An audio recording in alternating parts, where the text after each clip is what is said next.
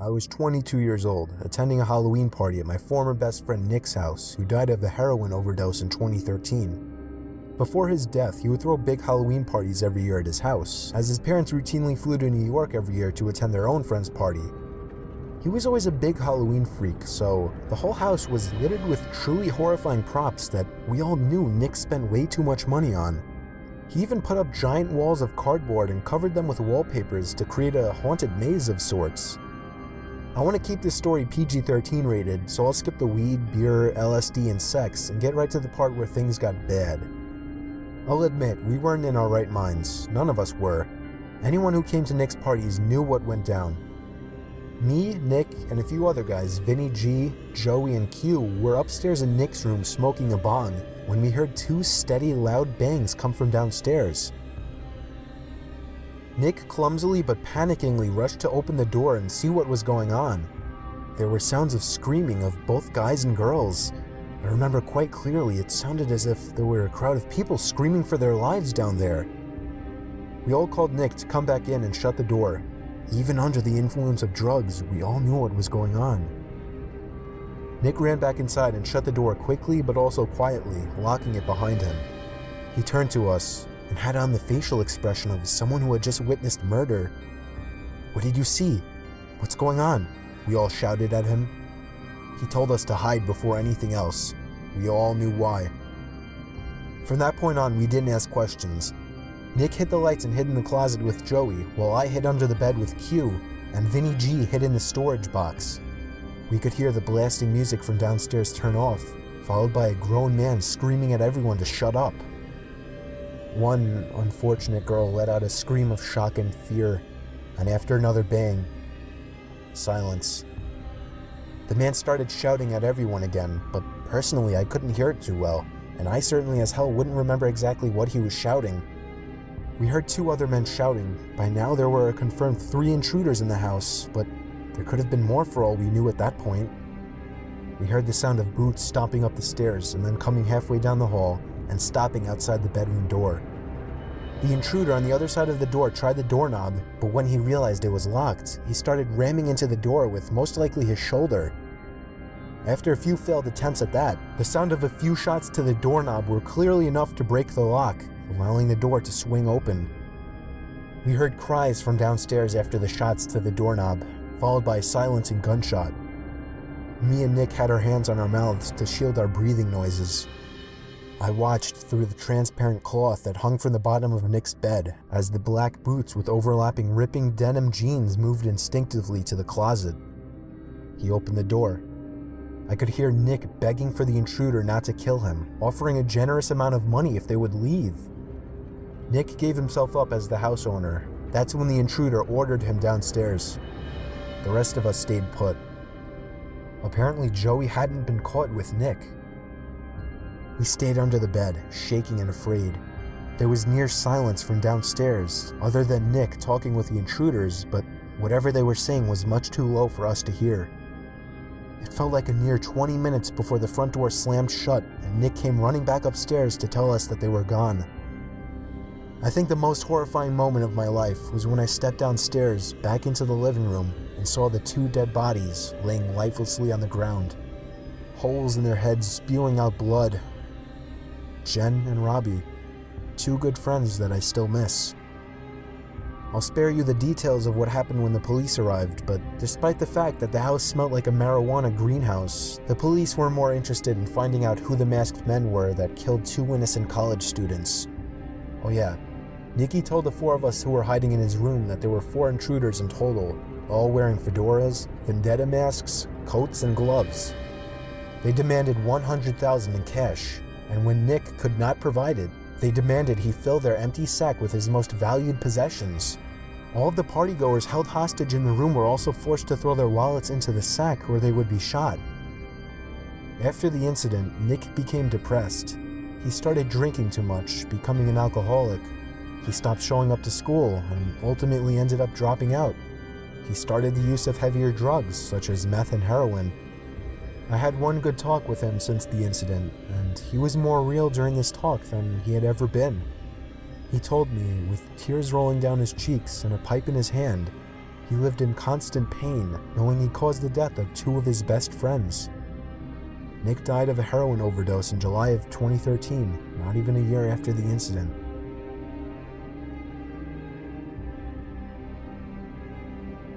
It was my first Halloween living in my own house away from my parents. I live in a small corner house with a basement but no upstairs, a house my parents paid half for. It was 11 o'clock at night. I was sitting in the living room watching scary Halloween movies when I found myself getting up to answer a knock at the door. But then I stopped and thought, who could be at the door at 11 p.m.? Surely there were no more trick-or-treaters out.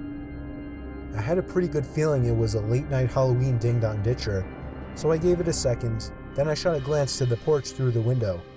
They were gone already. Yup, ding-dong ditchers.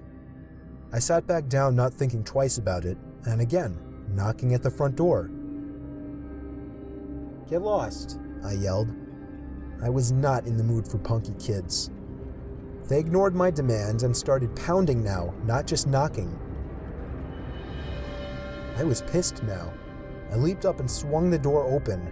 No one was there once again. I slipped on my shoes and headed outside to begin searching the bushes for the kids, but there was nobody in sight. Not in the bushes, not behind my car, not across the street. I was done answering. I didn't want to feed into their fun anymore, so I went back inside, double-locked the door, and went to my bedroom, also locking that door, just to feel safer, I guess. Even over the TV, I could still hear the stupid kids pounding on my front door repeatedly. I was so close to calling the cops to get them away, but that would undoubtedly lead to my house being egged or teepeed. The pounding continued for an uncomfortably long time, more than half an hour. I thought these kids must be filming something for YouTube and were desperate for a reaction, but I wasn't going to give it to them. At some point I dozed off with the TV on, only to wake up to the knocking again. I looked at the clock. It was 2 in the fucking morning. How could those kids still be at it, I thought. I turned the TV off and sat up with my ears open. For a few moments, my heart completely stopped as I realized the knocking was not at my front door, but rather at my bedroom door. I jumped out of bed, looking around my room like a madman for something to use as a weapon. They knew I was awake now. They were trying the doorknob, trying to bust down the door. These weren't any kids. By some miracle, I came up with an idea. It was a long shot, but it was all I could think of. I turned on the receiver to my speaker system, plugged in my iPhone, brought up the YouTube app, typed in 45 gunshot sound effect, turned on the volume and pressed play. The sound of a gunshot echoed out of the speakers. It sounded real enough. I paused the video after the first shot and yelled, "That was a warning shot. Leave now or I won't hesitate to shoot you in the head." And it worked. I heard 2 pairs of footsteps stomping over my wood floors and out the front door. I gave it a moment before opening my bedroom door and peeking outside. They were gone, but the front door was left wide open. I quickly shut it, called the police, and that's where my story ended.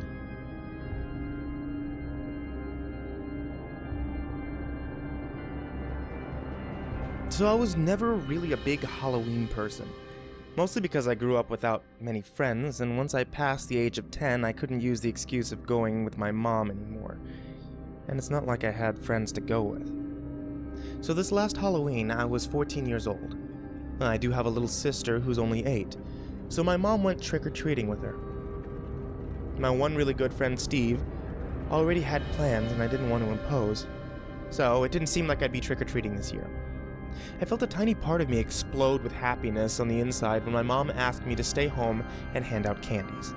Now I felt like I had a job to do that didn't involve me trick-or-treating alone like a loser. My mom left with my sister at about 6 o'clock, about an hour after she got home from work. She told me to expect her back around 9, so I was relaxing on the couch in the living room, watching the scary movie marathon on AMC and occasionally answering the door to give candy to the kiddies. And while doing that, the kitchen phone began to ring. I remember the ringer was set so loud it actually made me jump. I picked up the phone, and the other end remained silent.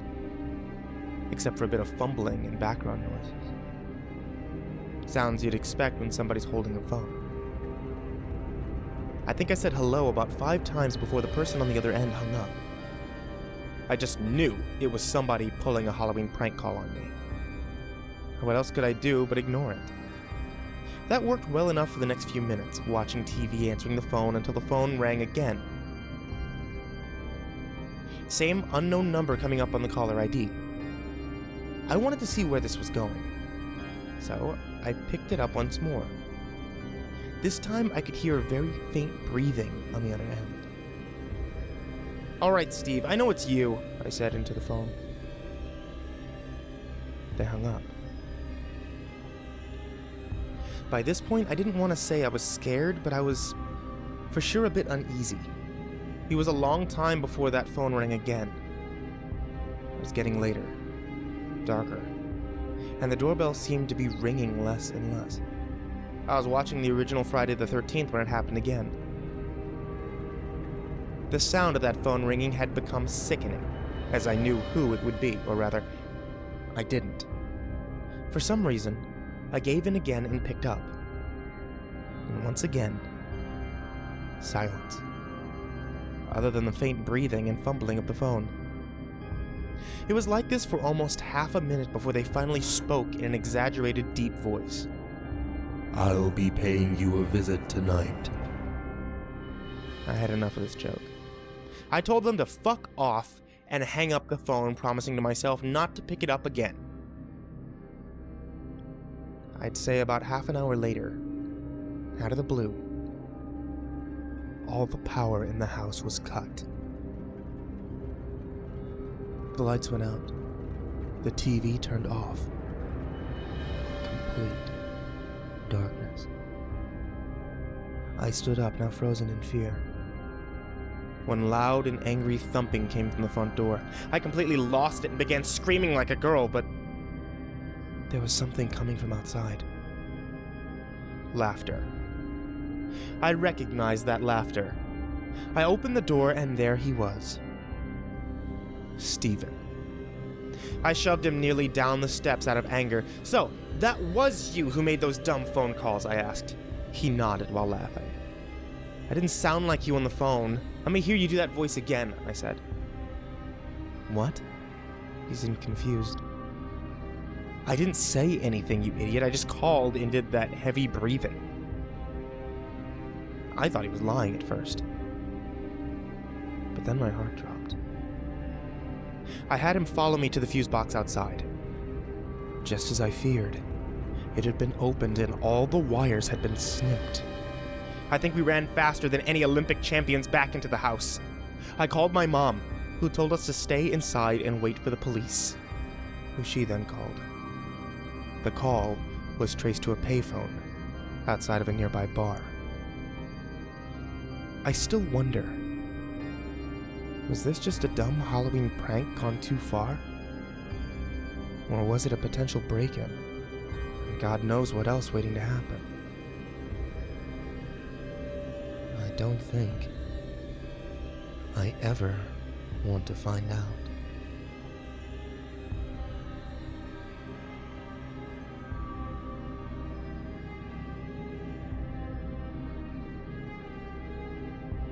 When I was younger, my friends and I went trick-or-treating every year. This one particular year, as we were trick-or-treating, we passed a man who stood still with a mask on, holding a lantern. As we walked past him, he turned his whole body around and followed us with his eyes. We were creeped out, but there were plenty of people around, so we made our way to the next house. My friends and I saw him over and over again, as we made our way from house to house. He seemed to be following us in typical horror story form. We walked so slow, we couldn't figure out how he kept up with us. At one house, when we hadn't seen him for a while, we got our candy. As we turned around to walk back to the street, the masked man stood in the road waiting for us. Immediately, we knocked back on the door and told the owners of the house about it. The masked man continued walking down the street, and we didn't see him again that night. Later on, An adult friend of the family told us he saw a masked man hiding behind a tree, waving little kids over. And he only backed off when he threatened to call the police.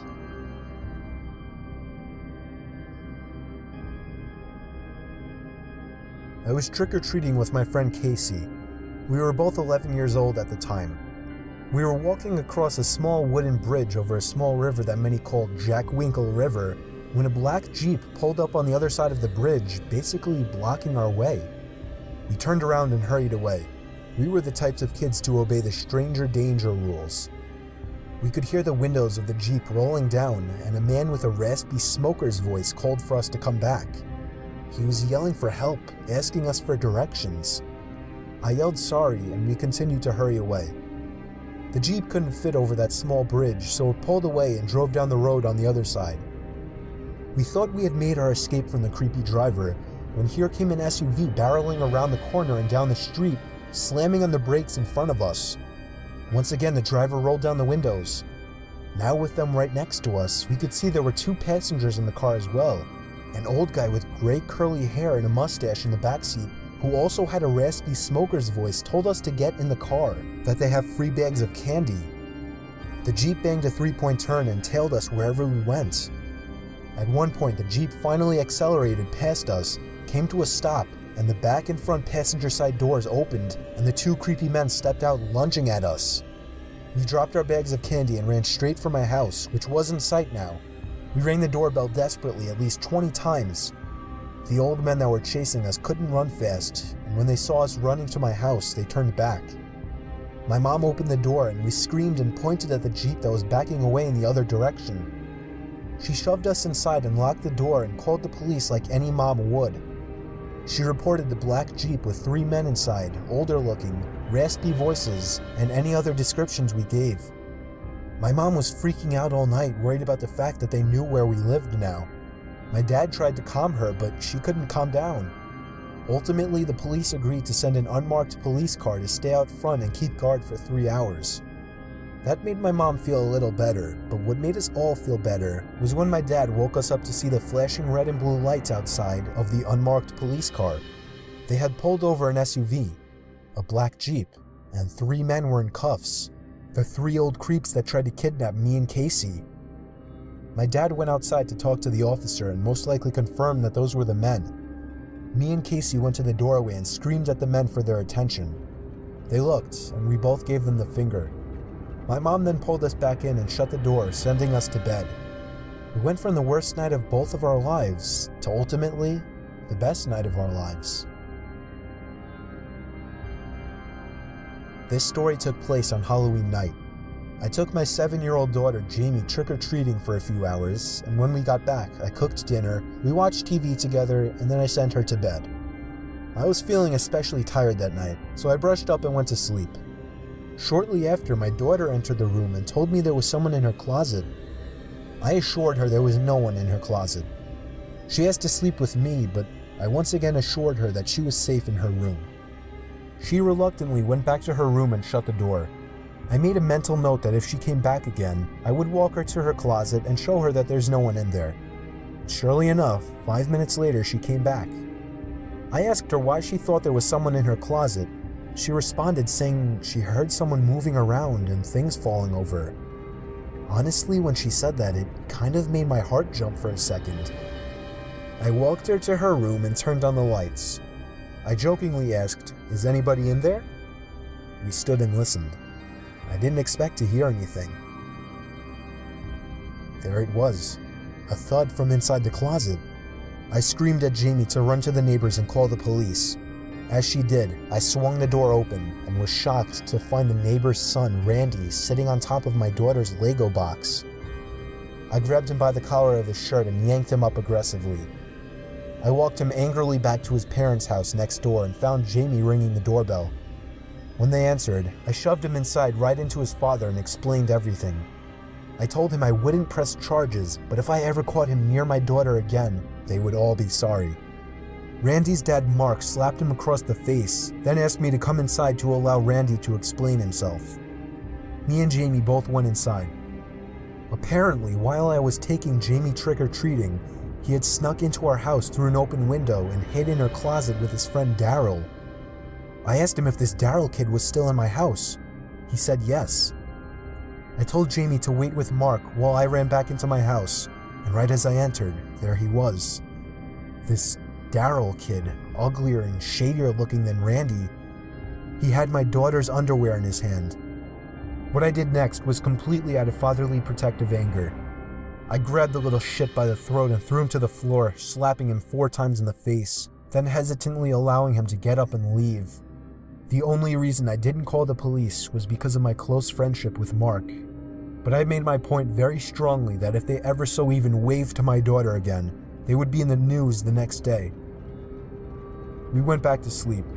I let Jamie sleep with me after that incident. She was horrified. The next morning, I found a small drill hole in her closet door. The sick little bastards were spying on my daughter while she slept, at the same time playing with her underwear. Maybe you don't understand the horror of this story unless you're a parent, but there are many days where I think I made a mistake not calling the police. I still can, but nothing has happened since, and I figure I shouldn't create more trouble now. Jamie's 13 now, and that creep Randy has since gone away to college.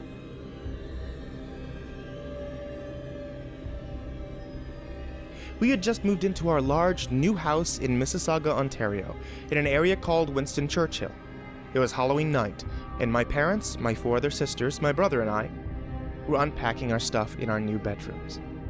We had just finished and were talking to each other about leaving our old schools and friends behind. My mother called us to do chores. I was really tired since it was 11:30 at night, way past the trick-or-treating buzz, and we had to do chores now? It seemed to take forever, but when I was done, I decided to go to my bedroom and get some sleep. I heard what sounded like footsteps in the upstairs hallway. Thinking it was my brother or sister, I got up to shout at them for bothering me while I was sleeping, but there, as far as I could tell, there was no one there. I rushed down to the basement where my parents, sister, and brother were considerately working. I asked them all if they had been upstairs, and they replied no. Now I was getting pretty freaked out, but I had to believe it was just my imagination and shrugged it off as if it had never happened. I went back to my bed, which was now freezing cold. I had to put on a sweater. It was just too cold. I woke up in the middle of the night around 12:30 a.m., after everyone had gone to sleep. I heard this loud banging sound that seemed to be coming from my parents' bedroom. I thought it might be my brother or sister waiting to get a drink of water, but I was too scared to go alone. I was wrong. The banging continued, getting louder by the minute. I couldn't get to sleep, so I decided to check it out. I walked into the hallway, and believe me, there was no one there. As I walked in, the banging seemed to stop. I stared at the door, only for a quick moment before deciding to go back to bed. After a couple of minutes, the banging started again. Now I was totally chilled to my very last bone. I tried to sleep again, but I couldn't. Very typical of me. The door to my bedroom creaked open, as if someone were pushing it lightly. But it was too dark to see who or what could have caused it. Hey, what the hell are you doing? Who is it? Let me go back to sleep. Very light footsteps began to move closer to my bed. I thought it was one of my sisters, until I turned onto my side after the footsteps stopped and saw a figure standing next to my bed.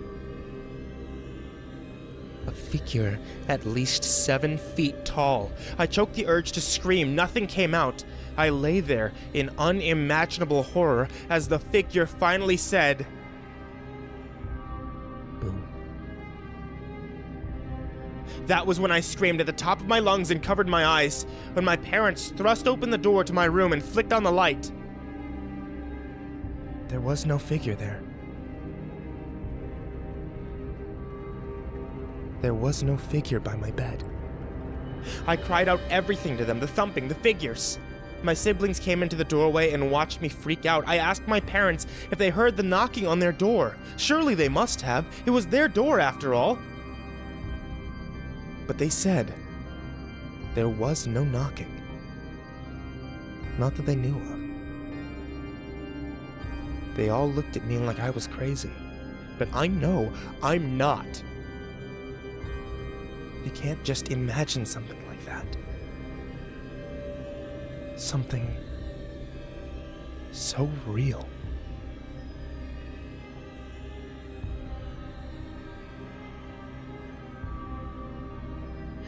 I'll never forget this night. I know I won't. It was a few years ago, Halloween night. We were all 20 years old. Right at that age, where going to haunted house attractions is one of the best things to do on Halloween. The attraction was called Scarehouse Journey to the Basement or something. It was only open for 4 straight years in our town. It was never heard of again. This was its 4th and final year of operation. It was a very high quality and surprisingly scary haunted house. One of the best ones I've been to. This was not a tour-guided attraction.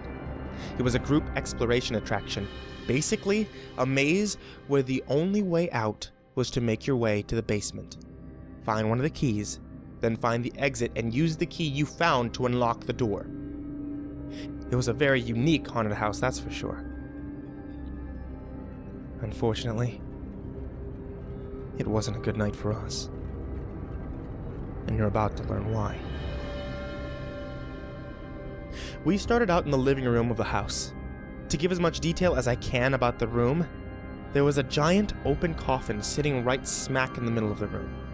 There were very convincing spiderwebs covering just about every inch of every corner of the room. All the furniture was antique and dusty looking, and of course, blood was stained on the creaky wood floor. We could tell right away this haunted house was going to be great. The next room was the dining room. That was where things got creepy. The rooms following the dining room were all very dimly lit by artificial lanterns hooked onto the walls. On several occasions, actors jumped out at us in horrifically convincing costumes as expected.